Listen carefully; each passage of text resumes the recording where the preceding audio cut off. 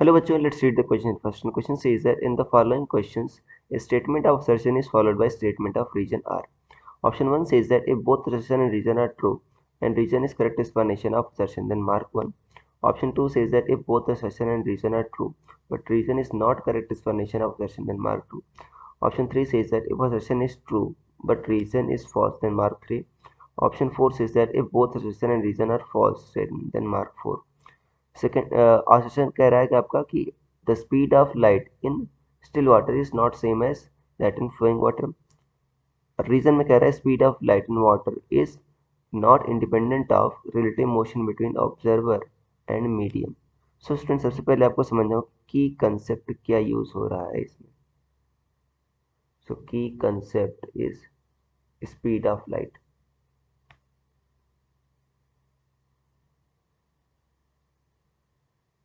मतलब इस क्वेश्चन में से पूछा है स्पीड ऑफ लाइट किन किन फैक्टर्स पर डिपेंड करती है। देखो बच्चों, स्पीड ऑफ लाइट आपकी मीडियम की प्रॉपर्टी पर डिपेंड करती है, प्लस आपका ऑब्जर्वर की मोशन पर भी डिपेंड करती है।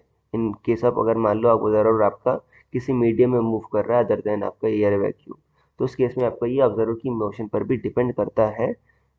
ये किससे डिपेंड करता है? एक रिलेशन होता है आपका लॉरेंस रिलेशन, ये आप हायर क्लासेस पढ़ोगे लॉरेंस रिलेशन। ये थ्योरी ऑफ रिलेटिविटी में आएगा, तो ये हायर केसेस में आता है। ये बताता है कि आपका ये ऑब्जर्वर की मोशन पर भी डिपेंड करता है आपका स्पीड ऑफ लाइट। जाहिर सी बात है किसी वेव की स्पीड भी आप देखो आप अपने रेस्पेक्ट में ही फाइंड करते हो। अगर आप मूव कर रहे हो तो जाहिर सी बात है स्पीड क्या होगी? डिफरेंट होगी। फॉर एग्जाम्पल अगर मान लो आप एक कार में हो, तो कार के अंदर बैठे हो तो कार की स्पीड आपको जीरो दिखाई देगी।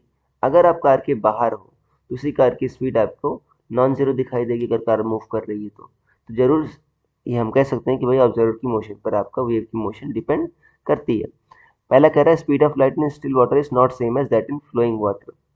हाँ बच्चों देखो, फ्लो वाटर किसके लिए करता है? आपका ऑब्जर्वर के रेस्पेक्ट में ही कर रहा होगा, जाहिर सी बात है। अगर मान लो वाटर जिस स्पीड से मूव कर रहा है, अगर आप भी उसी स्पीड से मूव करो तो आपको वाटर रेस्ट में दिखाई देगा। अगर आप रेस्ट में हो जाओ तो वाटर आपको मूव करता हुआ दिखाई देगा। तो जाहिर सी बात है आपका ये ऑब्जर्वर की मोशन पर डिपेंड करता है फ्लो वाटर की स्पीड। तो ये आपका सही स्टेटमेंट है, असर्शन इज राइट। रीजन कह रहा है आपका speed of light in water is not independent of relative motion between observer and motion. देखो बच्चों एग्जैक्टली करेक्टली एक्सप्लेन कर रहा है। मैंने बताया ना ये स्पीड ऑफ वाटर भी किस पर डिपेंड करता है? ऑब्जर्वर की मोशन पर डिपेंड करता है, और इस पर आपका लाइट की स्पीड डिपेंड करती है। तो एग्जैक्टली यही कह रहा है कि इंडिपेंडेंट नहीं है, मतलब वो डिपेंड करती है speed of light relative motion between observer and medium. तो आपका रीजन आपका सही एक्सप्लेन कर रहा है एकदम, और एकदम सही, ये रीजन भी एकदम सही है।